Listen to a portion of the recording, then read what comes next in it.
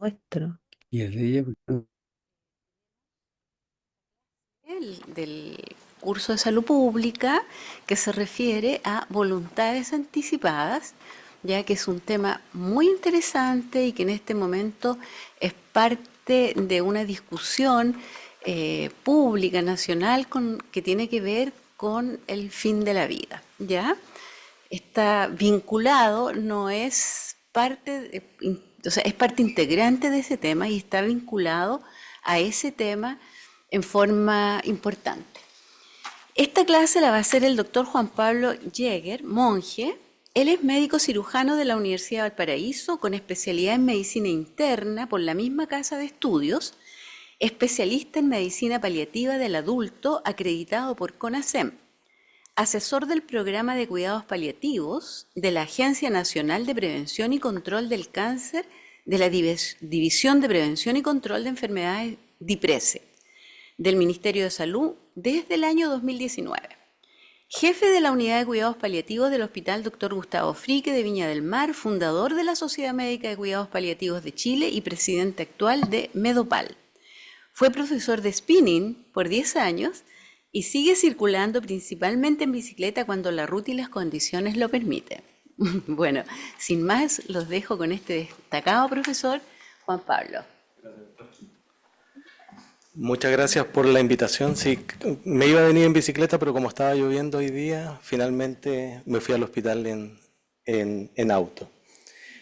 Agradezco la invitación de hoy día estar aquí con ustedes, con los colegas y las colegas, ya con este tema que me parece muy importante, como decía la doctora, en el contexto de la discusión actual política en la parte sanitaria.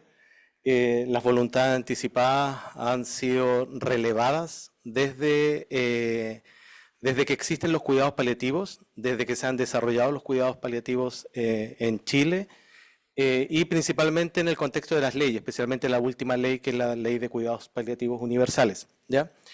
Esta presentación, en parte, yo he utilizado y voy a agradecer a la doctora Luengo. La doctora Luengo es una bioeticista que estaba a cargo de la Oficina de Bioética del Ministerio de Salud y con la cual hemos trabajado en conjunto en el Ministerio de Salud en el proceso de implementación de las voluntades anticipadas. Esto es parte del reglamento de la Ley de Cuidados Paliativos Universales, por lo tanto, su implementación era fundamental como objetivo de la ley, ¿ya? Un poco para mostrar la ruta de hoy día, voy a hacer una pequeña introducción, el marco normativo de lo que corresponde a voluntades anticipadas, las consideraciones generales para su aplicación práctica y los desafíos de implementación. En parte, quiero mostrarle un poco la realidad de cómo ha sido la implementación, porque siendo un reglamento nuevo, no ha sido fácil implementar, porque es del punto de vista de la medicina, y es un poco lo que voy a comentar, el poder conversar, consensuar con respecto a tratamientos, con respecto a indicaciones, no es parte de nuestra formación. Por lo tanto, es un desafío desde el punto de vista médico el proceso de consensuar con los pacientes y con la familia temas relacionados con salud, ¿ya? Con respecto a la introducción, ustedes saben, los cuidados paliativos en Chile se han desarrollado desde la década de principios de los 90. Ya llevamos bastante tiempo en cuidados paliativos.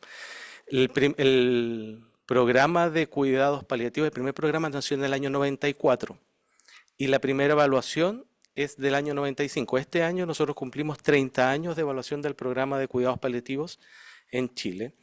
Y somos pioneros del punto de vista latinoamericano. En la última evaluación mundial de cuidados paliativos, Chile está dentro de los 3 países con mejor desarrollo de cuidados paliativos a nivel latinoamericano. Y eso ha sido gracias al esfuerzo de muchos colegas en el país y gracias también a las leyes que han respaldado el desarrollo de cuidados paliativos. Y los cuidados paliativos lo hacemos en grupo, lo hacemos un equipo multiprofesional, no lo hace una sola persona. Por eso es la representación de esa figura. Y se basa principalmente en 4 áreas en las cuales nosotros intervenimos, que es manejo de síntomas, que es lo más importante, síntomas de toda índole, tanto físicos como emocionales, espirituales, sociales, ya desde esta mirada biopsicosocial. La comunicación, que otro de los aspectos que a nosotros nos forman de manera fuerte en cuidados paliativos. La toma de decisiones anticipadas, que también es un área fundamental, y desde ahí es que voluntades anticipadas se relacionan mucho con cuidados paliativos. Y la otra base es el manejo del proceso de fin de vida, el duelo y el acompañamiento también del punto de vista familiar. Esas son las bases de cuidados paliativos a nivel general. Y el tema de decisiones, toma de decisión anticipada es un tema desarrollado desde hace mucho tiempo, ¿ya?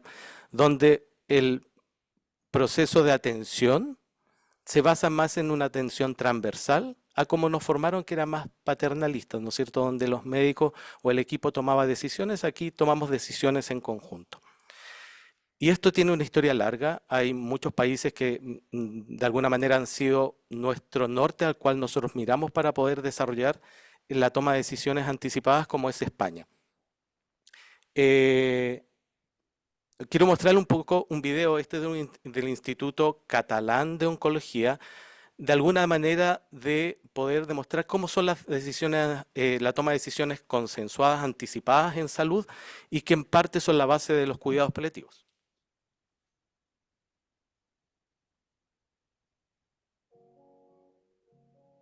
¿Cómo llevar a cabo una planificación de decisiones anticipadas?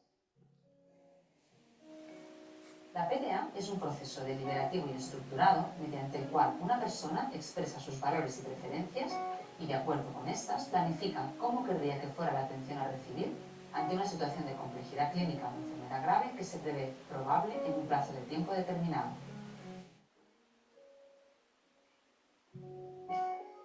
La PDA debería llevarse a cabo prioritariamente con aquellas personas que tienen una enfermedad oncológica compleja o avanzada o tienen alto riesgo de perder la capacidad para expresarse por sí mismas o mismos. La PDA es un proceso que se lleva a cabo en el tiempo, desde el inicio y a lo largo de toda la relación terapéutica. Se estructura en 6 fases. Prepara la conversación. Identifica a las personas que se pueden beneficiar, revisa los aspectos a tener en cuenta de su estado actual, así como de su entorno. ¿Quién del equipo lo puede llevar a cabo? Haz la propuesta. Explica a la persona de qué se trata la PDA y sus beneficios y pide permiso para iniciar el proceso. Invita a que participe alguien del entorno afectivo que la persona enferma escoja. Inicia el diálogo. Abre el diálogo de forma respetuosa y abierta, sin forzar. Explora las creencias que la persona tiene en relación a la enfermedad, su comprensión del diagnóstico y el pronóstico, el deseo de más información o del rechazo a la misma. Explora objetivos, deseos, preferencias en relación a lo que es más importante para la persona, fortalezas y debilidades, preocupaciones y miedos. Valida sus emociones. Identifica a la persona representante. Plantea diversas opciones en caso de que el proceso de enfermedad empeore o en caso de que no pueda expresarse por sí mismo o sí misma. Ajusta expectativas poco realistas y plantea objetivos factibles. Deja claro que siempre hablamos de decisiones reversibles. Refuerza la idea de prepararse para lo peor, esperar lo mejor. Finaliza con decisiones concretas. Valida los acuerdos. Clarifica y resume que se comprenden en los acuerdos. Verbaliza con frases sencillas lo que se plasmará en el registro.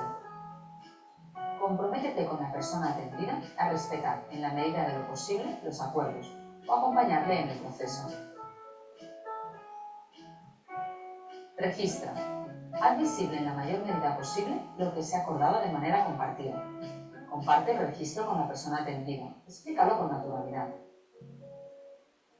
Reevalúa. Revisa los acuerdos en caso de que la persona lo solicita, ante un cambio clínico evolutivo que lo aconseje, si los profesionales lo consideran oportuno o ante cambios importantes en el momento vital de la persona.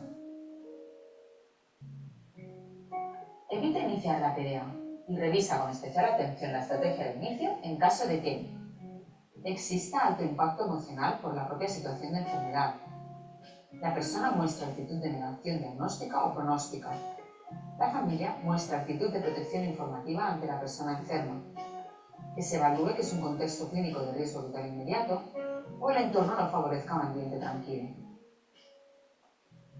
No dejes para mañana lo que puedas explorar o acompañar a decidir hoy.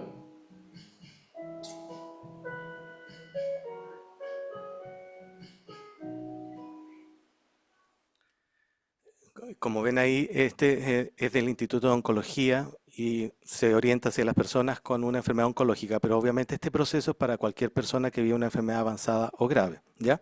Yo voy a tratar de detallar todos estos pasos y profundizar y cómo todo este proceso se ha bajado en un documento que es el Reglamento de Voluntades Anticipadas y cómo finalmente se ha llevado a cabo o cómo se puede llevar a cabo a nivel general, pero este es un gran resumen de lo que debiéramos hacer en planificación de la atención de salud. España lleva mucho tiempo, incluso ellos tienen policlínicos ambulatorios de planificación, donde yo puedo ir a planificar, tengo mi ficha clínica y yo registro con respecto a la evolución, especialmente si tengo una enfermedad crónica avanzada. Entonces, nosotros hemos aprendido mucho de lo que los españoles han llevado a cabo en relación a este proceso. Si tienen alguna duda, me preguntan. ¿Qué es una declaración de voluntades anticipadas?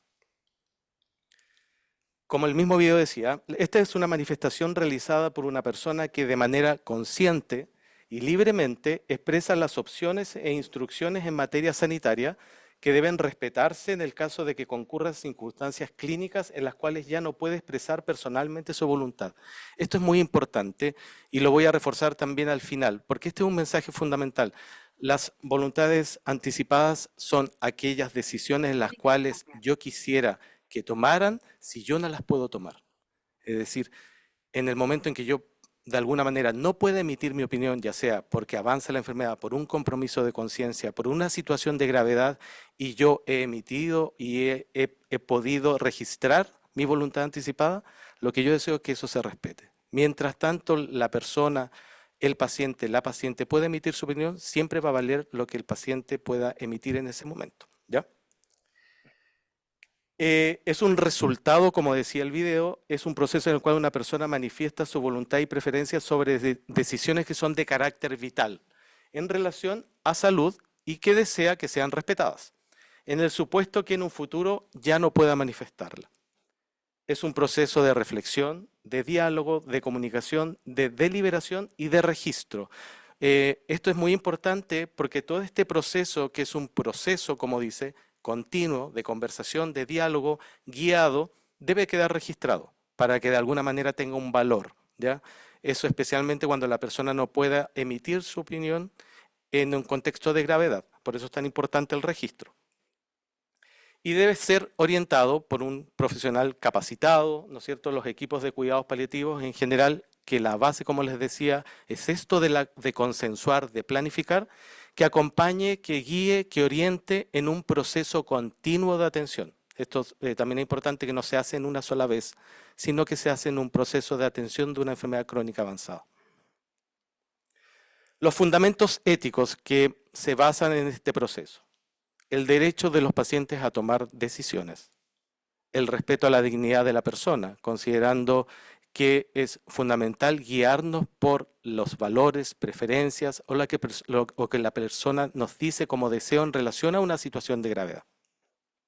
Respeto a la autonomía, no interferir en las decisiones personales de las personas y promover el empoderamiento para la toma de decisiones autónomas, que es un cambio de paradigma claramente en el contexto de salud, ¿no es cierto? Nos enseñaron en un tema en el cual nosotros como médicos tomábamos muchas veces decisiones y ahora el escenario es muy distinto, es un cambio absolutamente de paradigma.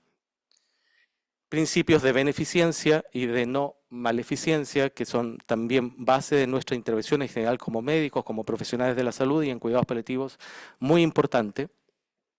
El respeto de los valores y preferencias de las personas y la atención centrada en la persona, con cuidados que deben ser integrales. Por eso es importante que sea un equipo profesional, no puede ser un solo profesional o una sola área, porque las necesidades de los pacientes son múltiples. Que sean oportunos, es decir, que lleguen en el momento que el paciente lo requiera, no al final. Ya en un momento que el paciente se sienta frágil, en ese momento debiéramos abarcarlo de una manera integral, de una manera holística. Individualizados, porque cada persona es única, cada enfermedad es única y cada tránsito de la vida es personal. Humanizados y orientados a la calidad de vida. Humanizados, que es un tema muy importante, la medicina humanizada es algo que se ha relevado desde todas las estrategias sanitarias. ¿Cómo un poco la experiencia? Estas son experiencias que son relatos recientes, en realidad. En realidad, por ejemplo, doctor, estos son casos que me ha tocado a mí. No quiero realizarme la quimioterapia que me propusieron, lo he pensado bien y mi deseo es irme a Guatemala, donde vive mi mamá y hermanas. Yo no quiero ser una carga para mi hijo que vive en Viña del Mar. En realidad su deseo más importante era volver a su familia nuclear que estaba en Guatemala. Conversamos con respecto a la quimioterapia, que era una quimioterapia paliativa, pero que sí mejoraba su sobrevida. Pero lo revisamos en varios controles y ella estaba muy clara de su decisión. Logró irse a Guatemala, hicimos una videoconferencia con el equipo de Guatemala y la paciente en este momento se encuentra allá. Pudimos elevar todos los registros clínicos para que ellos tuvieran los antecedentes y que la paciente pudiera seguir su continuidad de su atención en Guatemala. A mí me tocó ir a Guatemala a exponer hace muy poco y yo me junté con ella, que fue muy bonita la experiencia de poder juntarnos allá. Y su hijo también pudo viajar, porque ella, obviamente su hijo era muy importante, pero no quería ser una carga para sus hijos. Por lo tanto, por eso era su decisión de poder ir donde estaban sus hermanos, que es un lugar muy bonito también, muy distinto a Centroamérica, con el clima, con la vegetación, era muy bonito, está estable, está bien. Todavía yo tengo comunicación con ella. Por ejemplo, él, doctor, yo quiero fallecer en mi casa, no en el hospital, y que me puedan cuidar allí. Quiero que permitan la entrada a mi hijo de 11 años para verme en el hospital. Y este es un caso también reciente, jubilado también del área de la salud, que trabajaba en un centro de acá de la quinta región, donde toda su vida de esfuerzo laboral fue construir su casa. Jubilado hace muy poco tiempo, un par de años, y lo único que quería era estar en su casa, que había sido el propósito de su esfuerzo de vida. Por lo tanto, lo pudimos dar de alta y en el contexto de su hospitalización lograr que su hijo pudiera verlo, que le permitieran estar con él, que era su principal preocupación, porque sus otros hijos eran grandes, pero tenía un hijo pequeño que para él era muy importante. Y también, doctor, yo no tengo quien me cuide y quiero quedarme acá en el hospital, que también es importante conocer esta otra opción, que no necesariamente los pacientes quieren irse a su casa, de repente, de acuerdo a la fragilidad del cuidado, puede ser que no tenga quien lo cuide. Este paciente vivía en una pensión acá en Viña, no tenía quien lo cuidara.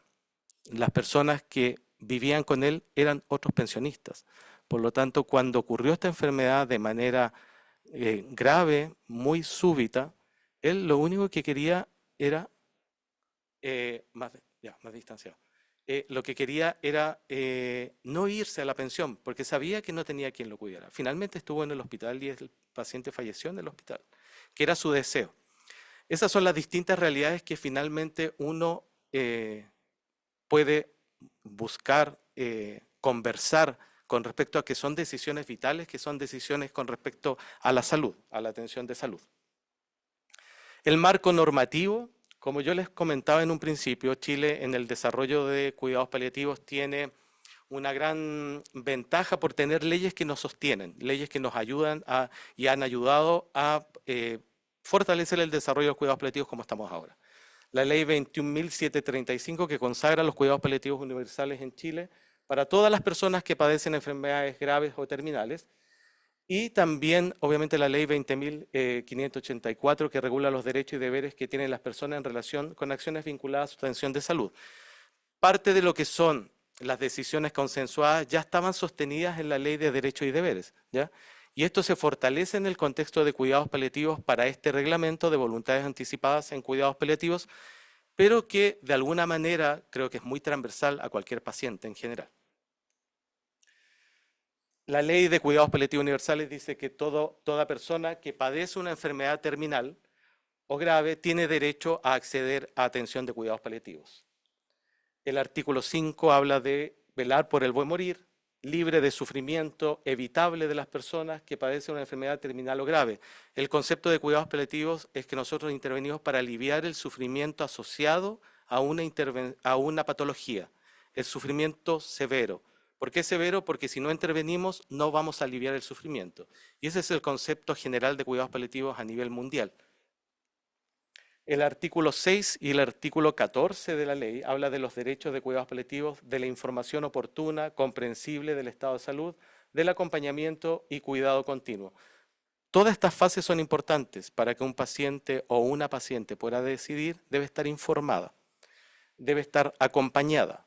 Sus síntomas deben estar controlados. Una persona, por ejemplo, con dolor severo, es muy difícil que pueda hablar de otro tipo de planificación que no es que le controlen el síntoma, su dolor. Por eso es tan importante el acompañamiento desde el punto de vista general, ¿ya? El cuidado continuo. Y en el contexto de ir aliviando el sufrimiento, nosotros podemos ir abarcando más áreas. El artículo 9 de la ley, que habla de la información en cuanto a la autonomía de las personas, de su voluntad, que padece una enfermedad terminal o grave, el derecho a otorgar o denegar su consentimiento para someterse a cualquier tratamiento que tenga como efecto prolongar artificialmente su vida, acceso a atención domiciliaria, sin perjuicio de mantener las medidas de soporte básico y un aspecto fundamental, todo niño, niña y adolescente también tiene derecho a ser escuchado. Esta ley y este reglamento habla de personas adultas sobre 18 años. Sin embargo, los niños, niñas y adolescentes también son personas y también tienen derecho a ser escuchados en relación a su vivencia relacionada con la enfermedad. Y aquí es muy importante que los expertos, que quienes trabajan con niños, niñas y adolescentes, de alguna manera también nos orienten y esta opinión o esta voluntad o estos deseos en relación a la enfermedad también sean escuchados y sean valorados, ¿ya? El artículo 13 también, cuando nosotros tenemos dudas con respecto a la intervención y nos vemos en una incertidumbre de si lo que estamos haciendo es lo correcto, obviamente también podemos relevar un caso al Comité de Ética Asistencial de cada uno de los centros. Dentro del reglamento se trabajó para poder reconocer que nosotros podemos definir como una enfermedad terminal o una enfermedad grave, que llevó una discusión, pero que ya tenemos el documento que nos permite definir. Enfermedades graves son todas aquellas condiciones de salud que generan sufrimiento físico persistente, intolerable e incurable en la persona. Y la enfermedad terminal es una enfermedad o condición patológica grave diagnosticada de carácter progresivo e irreversible, sin un tratamiento que sea curativo específico o que permita modificar su sobrevida, o bien cuando los recursos terapéuticos utilizados han dejado de ser eficaces con una expectativa de vida inferior a 12 meses. Yo les envié en el correo, que supongo que habrá llegado, donde está este documento que dentro de todas estas enfermedades se define por sistemas. Cada uno de estos sistemas se han generado criterios menores y criterios mayores que me permitan a mí, de acuerdo a cada enfermedad, definir que si es una enfermedad grave o terminal, ¿ya? Esto también se basó en esta otra ley que es el retiro de fondos de pensiones. Ustedes saben que hay una ley que también fortalece los cuidados paliativos y fortalece el tema de la atención en el proceso de fin de vida, que uno puede retirar sus fondos de pensiones si los tiene en el contexto de una enfermedad grave. Y esto fue hace, yo creo, unos 5 o 6 años que se empezó esa discusión con muchos especialistas del país, de las distintas áreas, ¿no es cierto?, de enfermedades crónicas avanzadas, que permitió definir criterios mayores y menores. Esa base también permitió para este documento del reglamento de la Ley de Cuidados Paliativos Universales. Y el carácter terminal o grave debe ser siempre identificado por el médico tratante. Como les decía, en España nos tienen mucha ventaja en cuanto a este proceso. Y así como ven acá, con el paciente y su familia y su médico tratante están en un proceso de conversación y de toma de decisiones en relación a la situación de salud, donde en este cuidado continuo uno puede conversar escenarios probables y dentro de esos escenarios probables qué es lo que el paciente quisiera y qué no quisiera. Las consideraciones generales. Este proceso releva los derechos de las personas, el respeto a la dignidad y la autonomía de las personas en cuanto a decisiones vinculadas con la atención de salud. No significa de dejar de atender a las personas, ni cuidar a la persona en el final de vida. Es un proceso. Esto es una conversación permanente y paulatina con el equipo profesional tratante capacitado. Y es un proceso y que no siempre en el contexto del documento es necesario hacerlo en un momento preciso. Como decía el video, como mostraba el video, esto hay que buscar cuál es el momento en cuanto a que nosotros podemos plantear escenarios probables y frente a plantear escenarios probables, si la persona está capacitada para tomar decisiones. No se debe realizar de manera apresurada, no son decisiones definitivas, pueden ser cambiadas todas las veces que la persona desea. Por eso es un proceso continuo. Nosotros, dentro de todas las decisiones que tomamos en la vida, obviamente pensamos que a veces pueden ser para toda la vida, pero en el contexto de la vivencia propiamente tal puede ser que tomemos una decisión distinta, como dónde vivimos, con quién estamos, qué es lo que queremos en nuestra vida y en relación a situaciones de fragilidad por enfermedad con mayor razón. ¿Qué debe contener el documento? Hay que individualizar al paciente, a la persona. Individualizar al director del establecimiento o jefatura del servicio o la persona que sea designada en el centro que va a firmar, porque este documento lo firma el paciente y lo firma también la persona designada como garante del documento, en este caso el director, subdirector o alguna persona designada. Tiene que estar identificada la enfermedad, la condición de salud, el médico tratante que certifica la capacidad para realizar la declaración, las instrucciones sobre proceder frente a decisiones de carácter vital o de salud, indicar los medios de apoyo utilizados en el proceso si los hubiere, por ejemplo, personas que tienen dificultad por el lenguaje, que hemos necesitado, por ejemplo, alguna ayuda, hay que especificarlo dentro del documento de voluntades anticipadas y las firmas correspondientes, y si el paciente no puede firmar, se puede colocar la huella. ¿Qué preguntamos? Si se quiere hospitalizar, quiere seguir hospitalizado o quiere irse para su casa.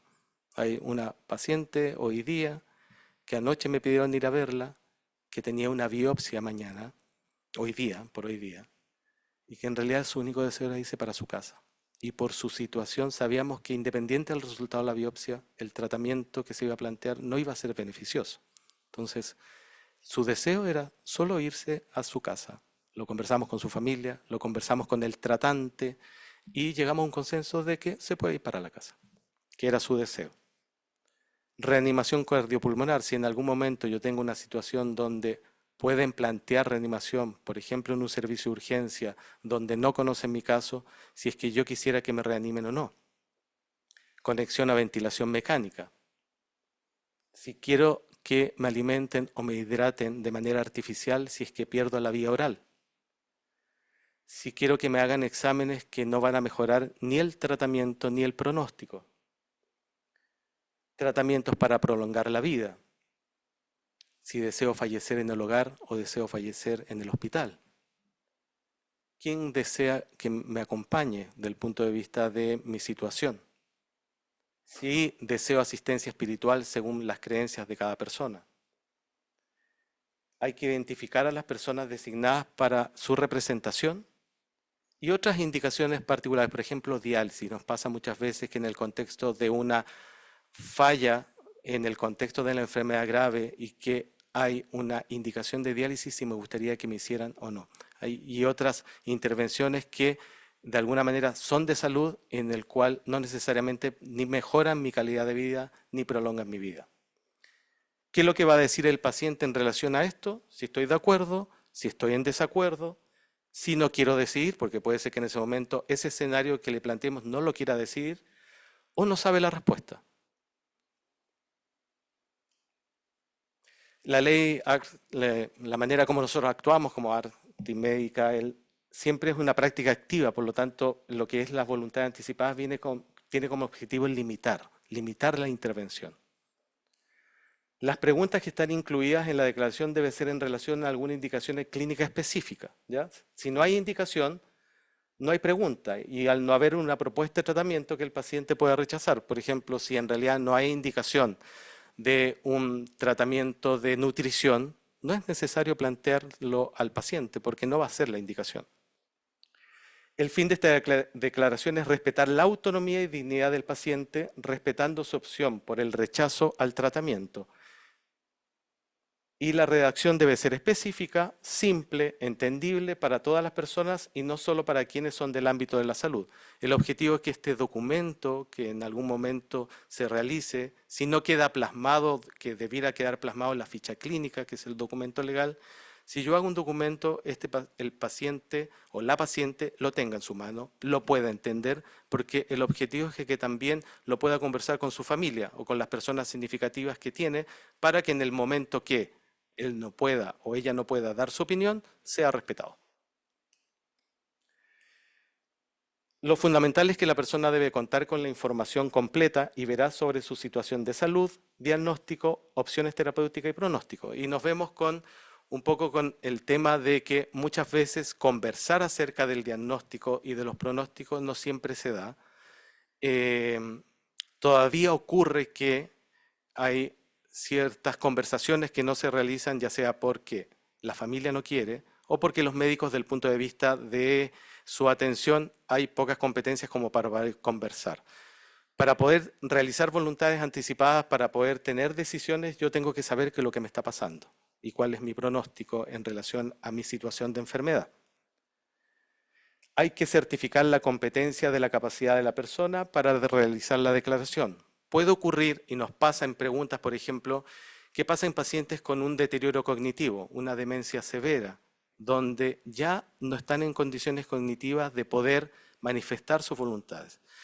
Y ese es un proceso en el cual nosotros debiéramos, en el contexto de un diagnóstico de enfermedad, poder plantearlos antes que exista un deterioro cognitivo que al paciente o la paciente no le permita tomar decisiones.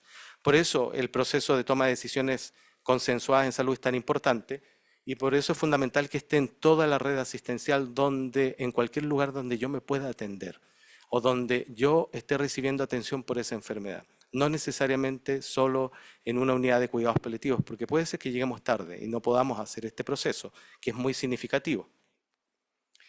Hay que identificar los testigos ante quienes se realiza la declaración y que quede consignado en la ficha clínica. Posibilidad de solicitar apoyo de alguna tercera persona que sea significativa para la persona misma en el contexto de realizar la identificación. Y el paciente debe dar a conocer, como yo les decía previamente, esta manifestación de voluntad anticipada a su familia y al equipo de salud. Es decir, si yo consulto la urgencia, yo debo tenerlo con respecto a poder mostrarlo a médicos que quizás no saben de lo que yo he tomado como decisión en relación a mi enfermedad o a situaciones críticas que me pueden ocurrir, ¿ya? Y a la familia también, que eso es muy importante porque esto pasa un poco parecido a la donación de órganos, ¿no es cierto? Donde buscamos que la familia de alguna manera esté de acuerdo en el contexto de aceptar las voluntades y respetar las voluntades de la persona, ¿ya? Por eso es tan importante empoderar a las personas y a los pacientes de que cuando yo hago un proceso así, yo lo pueda conversar con mis personas cercanas, con las personas significativas, con las familias. ¿Cómo ha sido la implementación? Yo les voy a dar como un spoiler porque en este momento, para que ustedes sepan, se está haciendo una encuesta a nivel de Chile en relación a cómo ha sido la implementación de las voluntades anticipadas. En parte porque ha sido un proceso lento y también porque a nivel del Congreso se está discutiendo de manera urgente lo que es la ley de eutanasia. Entonces, de alguna manera se quiere conocer cómo ha sido la implementación porque el proceso de decidir, por ejemplo, la posibilidad de eutanasia está en un contexto también de toma de decisiones consensuadas, ¿no es cierto? En un contexto donde yo sé el diagnóstico, sé mi pronóstico y qué decisión puedo tener. Por eso es tan importante conocer cómo ha sido la implementación. Y estos datos no han salido en ninguna parte, solamente los voy a compartir con ustedes porque se están haciendo, es un cuestionario online que han respondido, estos datos son de más de 250 personas que trabajan en cuidados paliativos. Y un poco para que ustedes vean cómo ha sido la implementación de esta ley que ya lleva un par de años. Contestaron, como ustedes ven ahí, principalmente médicos, enfermeras, pero hay participación de todos los profesionales que trabajan en general en cuidados paliativos. Son más de 250 respuestas hasta ahora a nivel nacional. Y si ustedes se dan cuenta, aproximadamente un 50% siempre, o casi siempre, realizan planificación anticipada de cuidados. O sea, hay una mitad que no realiza. Entonces, ahí hay un proceso y son personas que trabajan en cuidados paliativos. Entonces, ahí ustedes se dan cuenta que siendo una base fundamental, hay una gran parte de pacientes que no están recibiendo un proceso de planificación continua.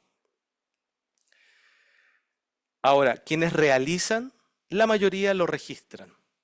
No todos lo registran. Es fundamental que quede registrado. Para que esto tenga una validez, debe quedar registrado en la ficha clínica o en un documento si uno realiza un documento. Porque si no, ¿cómo yo voy a poder demostrar, si no puedo emitir mi opinión a un profesional médico que no sabe de mí, cuál es mi decisión frente a una decisión de salud? Por eso es tan importante el registro en todo ámbito de la medicina, que nosotros debemos registrar todo. En este aspecto es fundamental. Usted conversa con la persona acerca de su diagnóstico y pronóstico. Un gran porcentaje conversan acerca de lo que es el pronóstico y acerca del diagnóstico. Casi siempre, yo diría casi 150, o sea, más de la mitad de las personas conversan con respecto a lo que es diagnóstico y pronóstico. ¿Usted registra la conversación con la persona acerca del diagnóstico y pronóstico en la ficha clínica? No todos lo registran. Y eso es muy importante siempre que quede registrado. Hay que reforzar en el contexto de cuando yo hago una intervención en salud, debe estar en la ficha clínica, que es el documento legal de las personas con las cuales están ahí todas las decisiones relacionadas con salud. Por eso es tan importante. Usted conversa con la persona acerca de acudir al servicio de urgencia en caso de descompensación. Yo diría la mitad al menos conversa con respecto a esta situación, siendo que igual es complejo en el contexto de una situación, si yo quiero ir a los servicios de urgencia o no quiero ir al servicio de urgencia, o prefiero que me puedan tratar en el domicilio. Y eso es un aspecto importante. En realidad la experiencia muchas veces los pacientes con enfermedades graves en los servicios de urgencia no es grato, en general, como experiencia. Y muchas veces prefieren que toda la atención se centre en el domicilio. Por eso la implementación de cuidados paliativos universales ha sido principalmente en domicilio.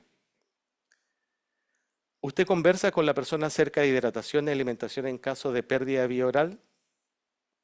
Yo diría un poquito menos de la mitad conversa con respecto, en cuanto sí siempre, casi siempre, ¿ya? Que también es una decisión compleja. La hidratación, la alimentación es un tema cultural fundamental, ¿ya? El que una persona no coma es un sufrimiento muchas veces para la familia principalmente, que ve que su familiar o la persona querida no está alimentándose de manera adecuada. Entonces, ¿qué hacemos en ese contexto? Y usted registra la conversación con esa persona acerca de la hidratación y alimentación en caso de pérdida de la vía oral. La gran mayoría registra, pero hay un porcentaje que no registra. Y puede ser que al no registrar podamos hacer una intervención que el paciente o la paciente no quiera. Si ustedes se dan cuenta, la implementación no es similar en todo el país. Hay mucho por hacer todavía con respecto a esto, especialmente porque nuestra medicina va cambiando. La manera como hacemos medicina va cambiando de acuerdo a la época, a la etapa de la vida que estamos viviendo socialmente, culturalmente. ¿Cuáles son los desafíos? Cultural, como les decía, la población, tenemos una manera de mirar la vida de manera distinta. Se está discutiendo desde el punto de vista legal, por ejemplo, la eutanasia, aspectos que quizás hace 20 años atrás no hubiese estado presente. Y las conversaciones sobre el buen morir tampoco se dan de manera habitual, ¿no es cierto? La única certeza que tenemos en la vida, que es el proceso de morir, muchas veces no está dentro de nuestras conversaciones habituales y menos en salud. Por lo tanto, este desafío cultural es tan importante. La relación con respecto a los profesionales de salud y al paciente. El profesional es experto en su área, ¿no es cierto? Sin embargo, el paciente o la paciente es experta en su vida y sabe lo que quiere y lo que no quiere. Y cuando uno se enfrenta a una enfermedad compleja, uno tiene una mirada telescópica. Uno sabe muy bien lo que quiere y lo que no quiere. La mirada ya se converge claramente y es lo que los pacientes nos demuestran. Por lo tanto, es el paciente el experto en su vida y es donde nosotros debemos apuntar como valores y deseos que el paciente quiere. Y pasar de esta relación paternalista a una relación transversal, donde nosotros como personas con nuestra expertise conversamos con otras personas que están viviendo una situación de enfermedad, donde desde ahí consensuamos, ¿ya? Pero con ambos valores, que es importante. Los cambios de paradigma que desde la medicina de solo salvar vidas al buen morir, una muerte humanizada y preocuparnos del proceso de morir.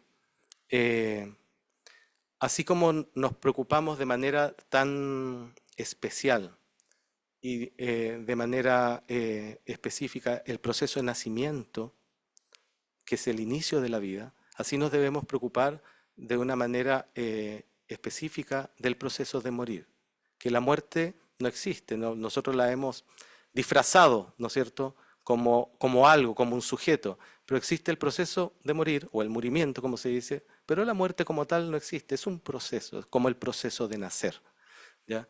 Por lo tanto, así como destinamos todo nuestro esfuerzo para que el proceso de nacer sea lo mejor, así debemos destinar el mismo esfuerzo para que el proceso de morir sea también un buen proceso.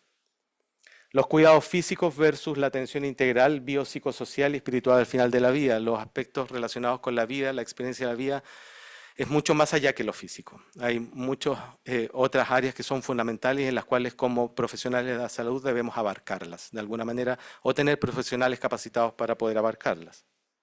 El avance científico nos vemos cada vez con, por ejemplo, más terapias de protocolo, en oncología, más quimioterapia, inmunoterapia, intervenciones que nos permiten mejorar la sobrevida, a veces calidad de vida. Sin embargo, nos vemos en estos desafíos éticos en cuanto a cuánto someter más a un paciente o a una persona a tratamientos, especialmente los tratamientos nuevos gracias a los avances que tiene la medicina, que son muy importantes, muy, muy importantes.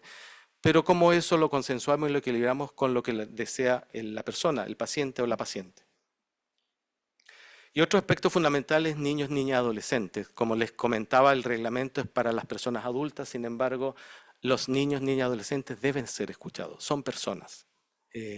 Creo que la mirada es muy distinta como era antes, son personas que tienen también su propia experiencia y su propio entendimiento cuando viven una enfermedad compleja. Y en ese contexto es muy importante ser escuchados y que los profesionales que son expertos en las áreas pediátricas nos puedan fortalecer el tema de que las personas que son niños, niñas, adolescentes, también el valor de lo que piensan, de lo que opinan, de lo que desean, sea importante en la toma de decisiones médicas. Es importante considerar que la etapa en que se encuentra el paciente para llevar a cabo esta conversación, evaluar el momento adecuado por condiciones de vulnerabilidad emocional, ambivalencia, esperanza, desesperanza, no hay que hacerlo siempre, no hay que hacerlo en el mismo momento, ya hay que ver cuál es el momento del proceso continuo de atención donde yo lo hago, donde yo lo planteo y si lo debo plantear o no. En algunas experiencias, por ejemplo, que se han ido evaluando a nivel de país, se lo hacían a todos los pacientes cuidados paliativos. Y no necesariamente hay que hacerlo a todos los pacientes cuidados paliativos. No es una obligación. Esto no es algo que hay que hacerlo de manera completa a todos. No todos lo necesitan, no todos lo requieren o no todos lo quieren. Por lo tanto, aquí es fundamental el cuidado continuo y el acompañamiento y plantear, de acuerdo a ese proceso, cuándo lo hacemos. ¿Qué profesionales del equipo de salud entregan la información para la toma de decisiones? No necesariamente el profesional médico, puede ser que sea otro profesional del equipo que pueda establecer una buena relación con la persona y que permita establecer decisiones en cuanto a escenarios. Puede ser TENS, puede ser un psicólogo, psicóloga, kinesiólogo, cualquier profesional, ¿ya? Esto no es privativo solo del área médica. La declaración es personal, no es un acuerdo familiar también. Esto no se consensúa del paciente con su familia, no, es propio del paciente, es propio de la persona, Por lo tanto, es fundamental empoderar al paciente y por eso era tan importante que también el paciente pueda comunicarlo a su familia. No es que ciertas decisiones lo tenga que conversar. Lograr el respeto de los representantes de la familia por las voluntades anticipadas manifestadas previamente por la persona. Eso es lo que nosotros debemos promover, la autonomía del paciente y que su familia o sus personas cercanas o las personas significativas respeten esas decisiones. Esta declaración, como les decía en un principio, no es una declaración en piedra. Esto se va conversando, se puede modificar todas las veces que sea necesario según la evolución del paciente y según los deseos de la persona.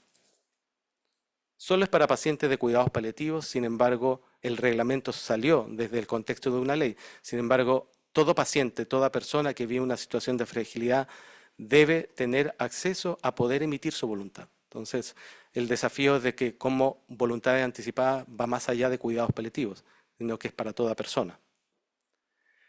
Como les decía, el aporte de especialistas en la implementación de la consideración de los niños, niñas y adolescentes en voluntades. El seguimiento y evaluación de la implementación a nivel local. Como les mostraba yo en esta estadística, ustedes se dan cuenta que a nivel nacional falta todavía por implementar. Esto salió por ley, pero implementar una instancia sanitaria en el contexto de una ley no ha sido fácil. Y eso que está implementado en el contexto de cuidados paliativos. Sin embargo, hay una divergencia y una asimetría en el proceso de implementación que no ha sido fácil. Y recordar que este documento de voluntad anticipada pretende proteger a las personas de intervenciones que no quiere que le realicen. Y que esta declaración de voluntad anticipada rige solo al momento en que la persona ya no pueda expresar sus preferencias. Mientras el paciente, la paciente, el niño, niña, adolescente puede expresar, eso es lo que vale. Cuando no lo puede expresar y esté un documento de voluntad registrado, es donde ahí nosotros debemos utilizar esa decisión para nuestra decisión médica. ¿Ya? Eso, muchas gracias. Y preguntas, quise hacerles un resumen de lo que es la implementación de esta estrategia. Pero hay hartos temas, obviamente, que en caso de que tengan dudas, preguntas, puedo contestarlas.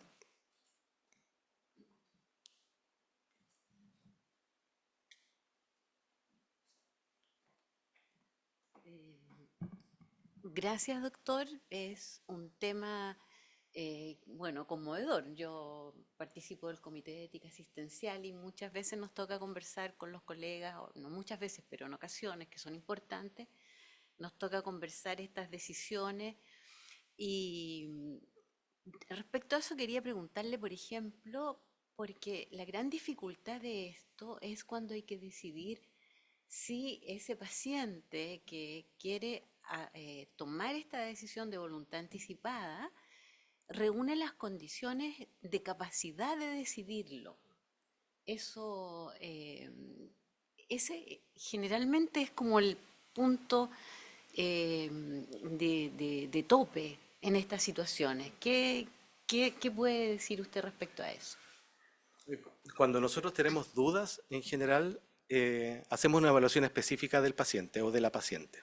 Lo que utilizamos en general como escala es el test de MOCA, que no sé si lo conocen. Es un test que permite diagnosticar trastornos cognitivos leves, mínimos, y que de alguna manera pueden afectar la toma de decisiones. Evalúa distintas áreas de la persona, desde sus voluntades, desde cómo se relaciona con su entorno, de cómo es capaz de contrastar situaciones en la vida.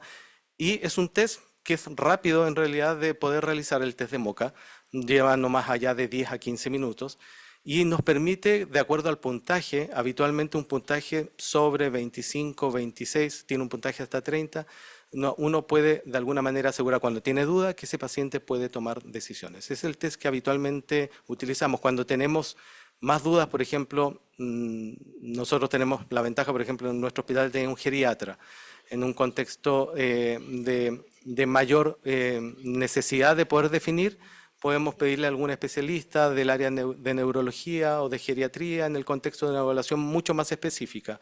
Pero en general, si ustedes buscan el test de MOCA, es un test bastante que está validado y que nos permite de alguna manera dilucidar cuando tenemos dudas. Gracias, doctor. Telma, ¿tú quieres hacer una pregunta?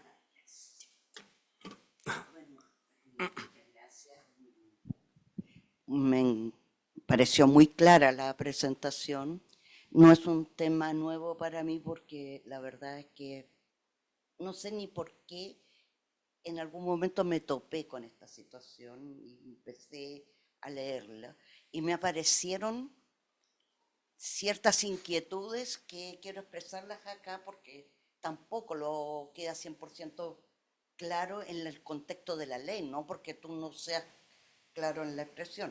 O sea, una primera situación es qué pasa, qué oportunidades tenemos o tienen las personas que estando en una condición, entre comillas, relativamente sano o sin sufrimiento, sufren bruscamente una situación de gravedad y de irreversibilidad, pero no pueden expresar ya sus voluntades. Según lo que yo he leído, tienes que tener la condición, pero al mismo tiempo, la condición no terminal o grave, pero al mismo tiempo la posibilidad de expresar tu voluntad. Y no siempre se dan juntas.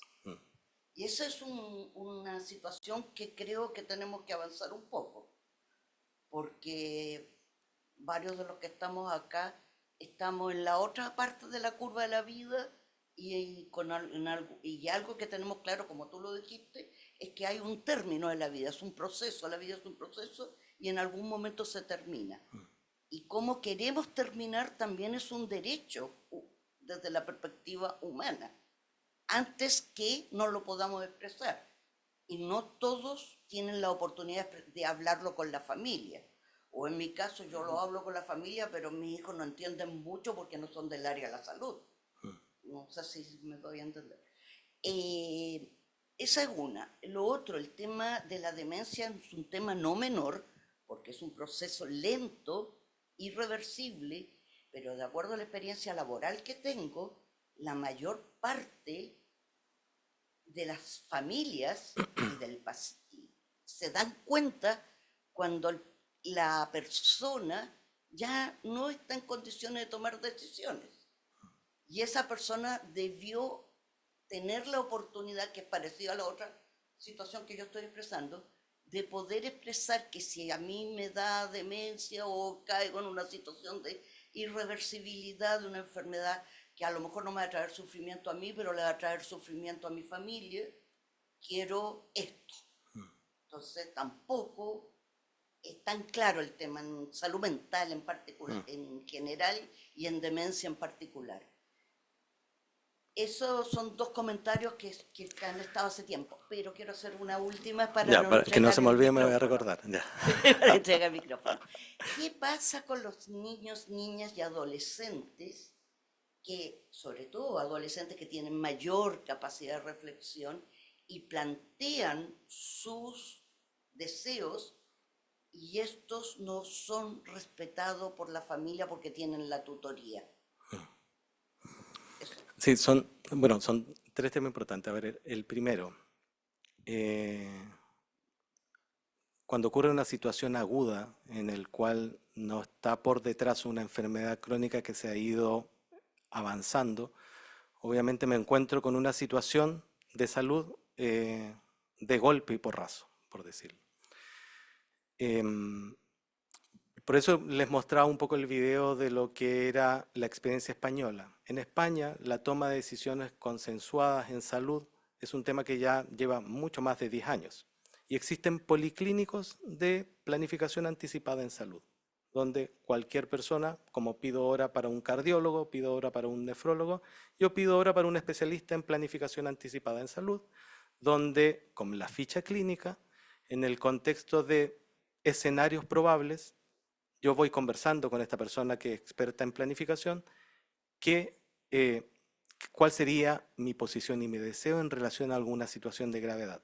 Por ejemplo, estos cambios bruscos en relación a la atención de salud, por la condición o el diagnóstico que sea. claro, falta, ¿no es cierto?, en relación a ese escenario de cómo estamos nosotros, porque esto está circunscrito en cuidados paliativos, como les decía, ¿ya? Y si uno va al detalle de la ley de cuidados paliativos universales también se centra en los últimos 12 meses de vida. Y eso se relaciona, por ejemplo, con la segunda pregunta. Una demencia puede empezar muchos años. Por lo tanto, si yo la pesquiso para que ingrese a cuidados paliativos, puede ser que su situación cognitiva no le permita tomar decisiones o no esté en condiciones de tomar decisiones. Por eso es tan importante que desde la implementación de lo que es decisiones anticipadas en salud y voluntades anticipadas debiera estar de alguna manera transversal en todos los equipos y especialmente en la atención primaria, donde los pacientes se van controlando por sus patologías crónicas y donde ya pueden pesquisar una situación de una enfermedad como por ejemplo un diagnóstico de demencia. Y en ese contexto, en ese proceso de diagnóstico, ir hablando de escenarios probables para que cuando avance yo pueda tomar decisiones. Nos pasa con otras enfermedades neurológicas graves, esclerosis lateral amiotrófica y otras situaciones que también ingresan a cuidados paliativos donde claramente uno va a ir tomando, va a estar en escenarios donde uno debiera de alguna manera conversarlos previamente. Por eso es tan importante que la implementación sea un poco más allá de cuidados paliativos, más allá de lo que la ley dice, porque la planificación en salud debiera ser parte de nuestra formación y parte de nuestra intervención. Siempre debiéramos consensuar, o sea, consensuar con los pacientes está en la ley de derechos y deberes, se convierte muchas veces en una toma, en una firma, ¿no es cierto?, cuando yo tomo conocimiento de una intervención, pero este proceso que de alguna manera refleja esa firma no se da con el proceso propiamente tal. Por ejemplo, cuando yo hago una notificación. En una intervención yo tengo un diagnóstico y tengo que intervenir, ¿no es cierto? El paciente toma un conocimiento, firma, voy a hacer una intervención, pero ese proceso de firma es un proceso de toma de decisiones consensuadas donde yo elaboro un documento en base a una comunicación. Pero eso no se da. ¿Qué ocurre habitualmente? Es que firme aquí porque vamos a hacer esto. Por lo tanto, debiera ser parte de este tema debiera ser parte de nuestra formación académica, reforzarla en el posgrado, donde la mirada de la medicina cambie en el contexto de cómo nos enseñaron, donde los pacientes y las pacientes en el contexto actual tienen mucho que decir con respecto a lo que quieren y lo que no quieren. Y mientras más tecnología en salud tenemos, hay más opciones de decisión finalmente. Entonces, en ese contexto yo creo fundamental y la ley limita en la parte de las personas con deterioro, por ejemplo, específicamente demencia, en que quizás no van a poder tomar decisiones adelantadas o anticipadas si es que uno no las pesquisa antes. Y ya llegamos tarde. Por eso yo creo que es fundamental replicar esta información, que sea parte de nuestra intervención y especializarnos. Yo creo que en España, por ejemplo, hay una sociedad de profesionales que conforman el grupo de decisiones anticipadas en salud, liderado por un anestesiólogo que trabaja en UCI y vivió toda su vida tomando decisiones complejas en relación a pacientes graves. Y ellos de alguna manera han relevado este tema a nivel nacional en España y es como también nosotros en nuestro país debiéramos formarnos y esto ampliarlo a ámbitos más allá de una situación de enfermedad para que finalmente el tránsito en una situación de gravedad podamos intervenir o no intervenir de acuerdo a lo que los pacientes desean finalmente. Tenemos una paciente, por ejemplo, con un Alzheimer avanzado, en que llegó a un servicio de urgencia por una neumonía, porque ya no quería comer, y que en el servicio de urgencia le colocaron una sonda para alimentación, donde los estudios en algunos contextos de deterioro cognitivo, la sonda de alimentación no mejoran la calidad de vida y no mejoran la sobrevida. Sin embargo, no pudo opinar. No había ningún documento. Donde en el contexto de su deterioro cognitivo se ha sacado la sonda muchas veces, pero no puede expresar quizás que no quiero que me la instalen más y se la vuelven a instalar.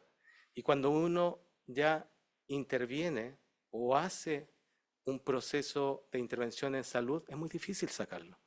Es mucho más difícil sacarlo después. Nos pasa, por ejemplo, con nutrición, porque por eso es tan importante poder que estos escenarios nosotros los podamos conversar previamente para finalmente ir éticamente de acuerdo a la beneficencia, no la no maleficencia, y ir al lado del paciente, ni adelante ni atrás, sino que acompañarlo al ritmo de lo que el paciente nos dice que debemos hacer. Hoy día a mí me pasaba con un paciente con una enfermedad avanzada donde la familia lo único que quería era alimentarlo, comer, y lo único que él quería era no comer.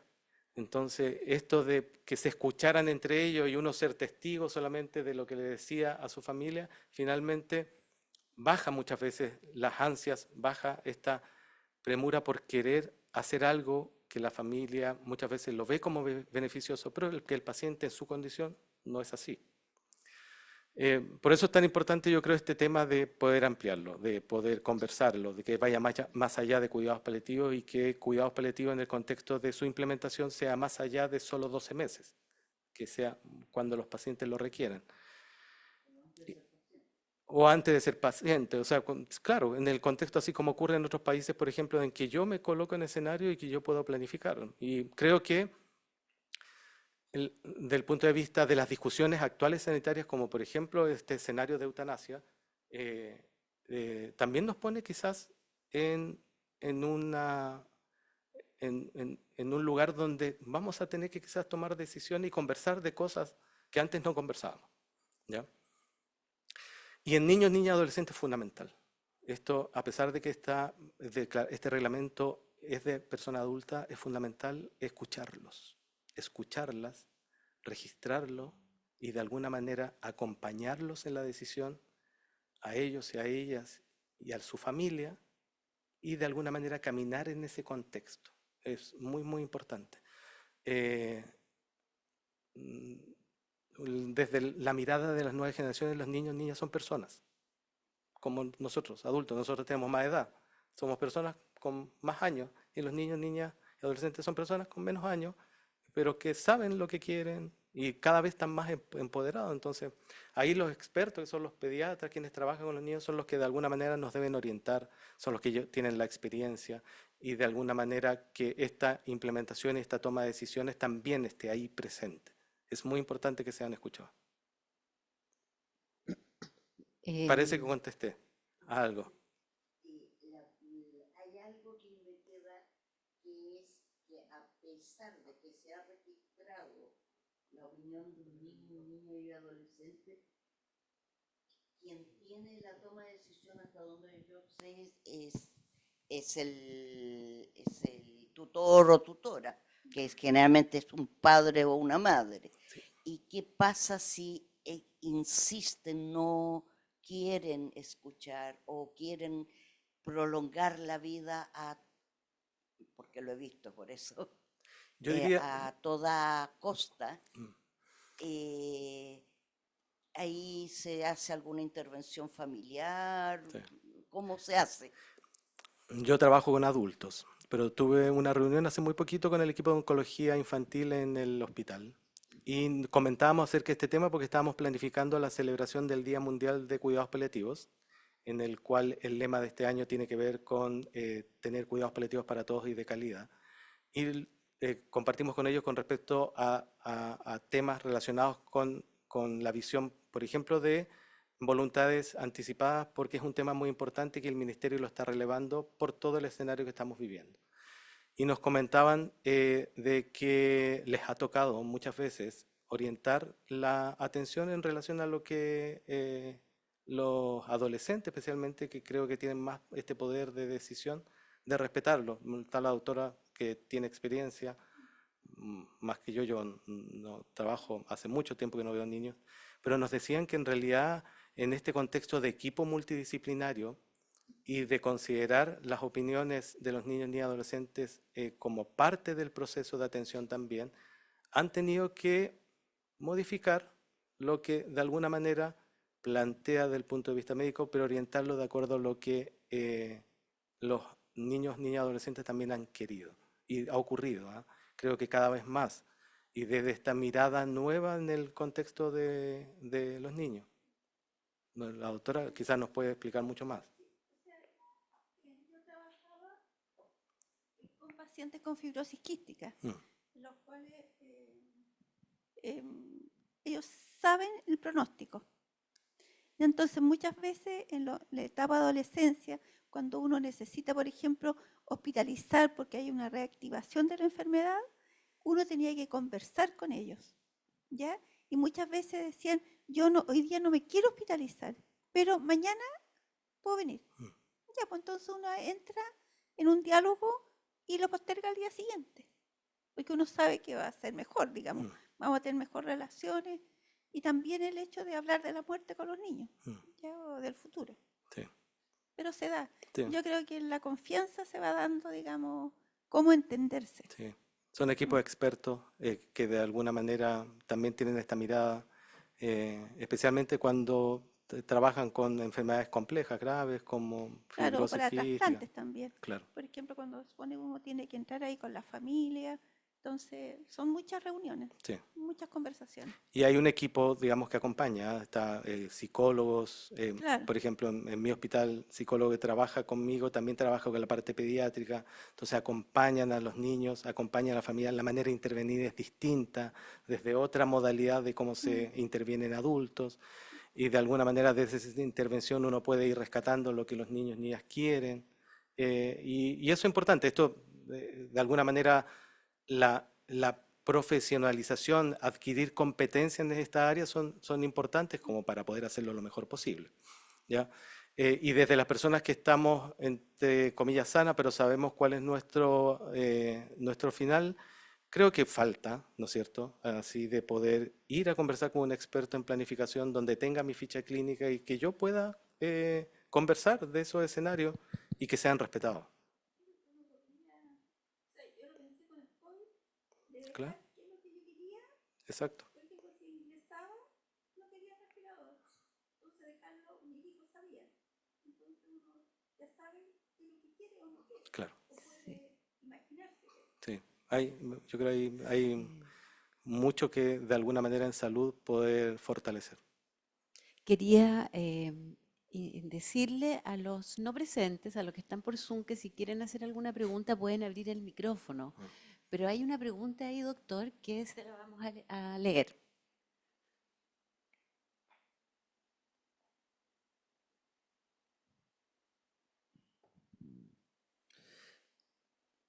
Vivi Coleman pregunta, ¿qué pasa cuando las voluntades de los pacientes son contrarias a las de su familia?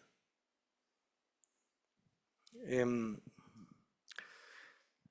la idea en el proceso de realización de las voluntades en general es que la familia lo pueda conversar, el paciente lo pueda conversar con su familia, que de alguna manera la familia pueda aceptar lo que el paciente desea en relación a su consenso. Habitualmente el núcleo familiar es muy importante, ¿ya? Cuando uno toma decisiones fundamentales siempre abarca a la familia y si hay un documento de alguna manera uno lo conversa con las personas significativas, porque cuando lo va a conversar es cuando la persona no va a poder emitir su opinión. Por lo tanto, en ese contexto uno siempre abarca desde la atención a su familia y de alguna manera trata de ver si hay un documento de que lo puedan validar, ¿ya? Es un poco parecido a lo que son la donación de órganos. Hay un equipo especializado en ese contexto que acompaña el proceso de información. Yo diría, en general, en el contexto de sufrimiento, la familia habitualmente tiene decisiones bastante parecidas a lo que la persona desea, ¿ya? Pero obviamente que pueden haber casos, por eso es tan importante empoderar la autonomía de las personas. Creo que en algún momento nos podemos encontrar con el hecho de que los pacientes no saben su diagnóstico, porque ocurre todavía este proceso de que la familia no quiere que sepa, y ahí está la intervención de especialidad en la cual uno de alguna manera interviene y hace de que la familia participe de esa intervención, que permita validar lo que el paciente desea. Ahí está un poco la expertise, las competencias que están relacionadas con cuidados paliativos y que están relacionadas con el tema de decisiones, ¿ya? Puede ocurrir que, digamos, que hay un caso, si uno tiene dudas, que es lo que nos pasaba en algunas consultas, está el comité de ética. Yo creo que nos permita finalmente tomar una decisión cuando este consenso no se da, hay diferencias de opinión entre lo que está registrado y lo que la familia dice. Creo que ahí tenemos que pedir ayuda a un comité de ética asistencial para tomar una buena decisión.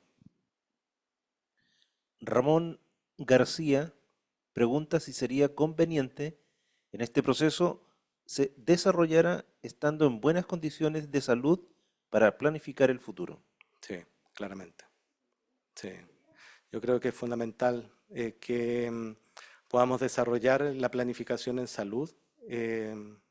Como les comentaba, en otros lugares existen policlínicos de planificación en salud, donde con los registros en la ficha clínica, que es mi documento legal de mi historia de vida de salud, yo puedo tomar decisiones y las puedo ir modificando, obviamente, ¿no es cierto?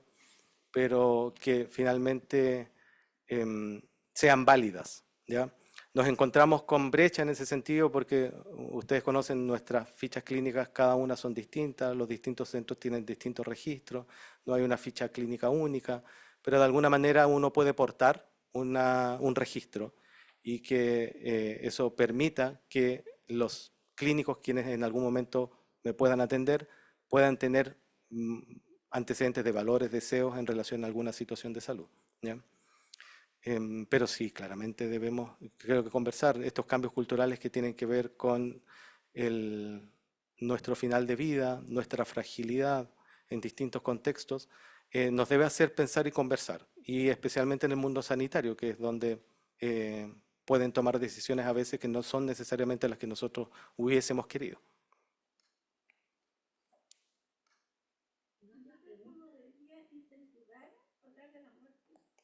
Mm.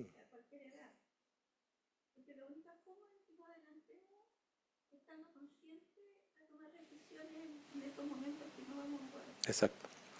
Es- Hay, no sé si han visto por las redes, acá también se ha hecho, lo hemos hecho, son los cafés de la muerte, en donde nos sentamos a tomar un café, o existe el vino de la muerte en Santiago también, o en otros lugares donde uno se junta con personas de distintos lugares, a veces incluso lo han hecho online, acerca de conversar de la muerte. Son espacios que se han dado en la actualidad, donde deja de ser un poco tabú el tema de morirse. Y y hay distintos escenarios clínicos también y académicos donde yo creo que la muerte ha tomado una relevancia y la fragilidad del sufrimiento también. El 11 de octubre, me parece que es sábado, en la Universidad Católica, en la Casa Central, se va a llevar un conversatorio acerca de el morir, ¿ya? Donde van a estar participando distintas instituciones que trabajan en el contexto de acompañamiento, como hospice, tanto de niños, por ejemplo, Casa de Luz, que no sé si conocen, Casa de Luz es un hospicio de niños, el primer hospicio de niños en Chile, que está ubicado en Santiago, y que depende de una iniciativa privada y que de alguna manera ponen en relevancia conversar acerca de temas de sufrimiento, de fragilidad y de morir en el contexto público, en lo social y en lo académico. Claramente es un tema que debemos conversar, no mirar para el lado, porque conversando creo que vamos a llegar a vivir ese momento de mejor manera. Sí, como dice usted, doctor, y como se ha mencionado también aquí, el conversar. O sea, es tan importante esa relación que podemos establecer con el paciente de cualquier edad, no solamente nosotros, sino que todo el equipo sanitario, ¿ya? Que es algo que es parte de la humanización y que nos va a permitir conocer y saber en qué momento nosotros le podemos plantear a este paciente, educarlo en esto de la voluntad anticipada, porque es súper importante. Yo creo que la educación sanitaria en general, en todos los aspectos, y en este, que le permita a los pacientes o futuros pacientes saber que en la vida vamos a tener un proceso de final de vida y que frente a eso tenemos la posibilidad de tomar decisiones que nos hagan vivir esa etapa de la manera en que nosotros autónomamente queremos vivirla. Por lo tanto, eso es súper importante, la relación médico-paciente, que es algo que hay que trabajar mucho del equipo en realidad, del equipo sanitario, para poder llegar a tomar decisiones adecuadas en forma consensuada. Y así hacer que el final de vida de tantos otros sea de la mejor manera, cumpliendo con nuestro trabajo también de la mejor manera. y como personas, creo yo también. Cuando tenemos la muerte cuando tenemos la muerte como una probabilidad Cierta. cierta, certera, yo creo que podemos tomar mejores decisiones en relación a la vida misma. Exacto.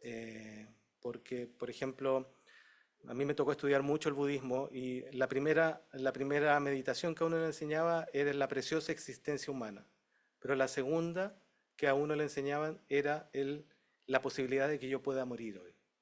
Por lo tanto, lo tenían muy presente y en ese contexto yo creo que desde esa certeza uno a veces puede tomar mejores decisiones en su vida. Como les comentaba, cuando uno se siente frágil, la vida se vuelve telescópica, sabe muy bien lo que uno quiere. Y esa certeza de lo que uno quiere y lo que no quiere debiéramos tenerlo todos los días, para enfocarnos en lo significativo en realidad, en la vida. Exacto. Quizás como último comentario, hace poco falleció una paciente que era profesora, 50 años. Falleció como al año después de jubilar. Y nos decía, 50 años trabajar para esto. Y eso nos deja una enseñanza que es, yo diría, un valor de estar junto al sufrimiento. Nos muestran todos los días lo que va a pasar, lo que va a suceder. Es un camino que vamos a transitar. Por lo tanto, tenerlo presente creo que nos permite muchas veces tomar mejores decisiones hacia qué esfuerzo yo le pongo más ahínco en mi vida y a qué otras cosas no tanto. Porque a veces perdemos mucho tiempo en cosas que no son importantes y no le damos el valor a las cosas que sí para nosotros son importantes. Y creo que tener la certeza de la muerte nos permite eso, tener claramente lo que es importante para cada uno, que en ese sentido cada persona tiene sus propios valores y deseos y puede considerar qué es lo importante para él. Pero el tenerlo presente claramente ayuda. Sí, y eso se hace educando, Educando y y conversando. conversando. Exacto. Sí. Doctor, queremos agradecerle nuevamente su participación en nuestro curso, ¿ya? Ha sido una clase bastante, ya se lo dije, conmovedora y necesaria, ¿ya? Así que yo espero que los alumnos tomen esta clase y la puedan madurar, desarrollar, porque es súper importante la vida, porque vamos a terminar en este proceso que es la muerte. Y nosotros queríamos agradecérselo con un obsequio, que es un libro que nos regala la universidad, ya para nuestros profesores. El doctor Dagoberto Duarte se lo va a entregar.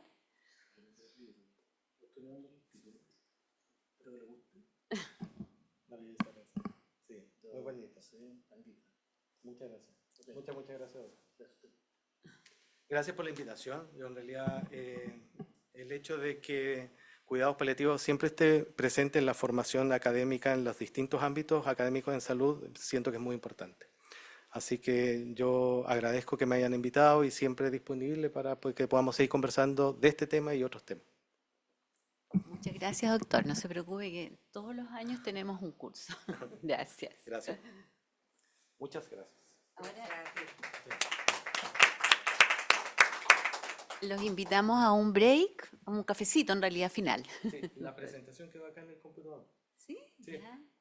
porque parece que Sí, tenía la que graban, compartir. sí, Sí. se graba.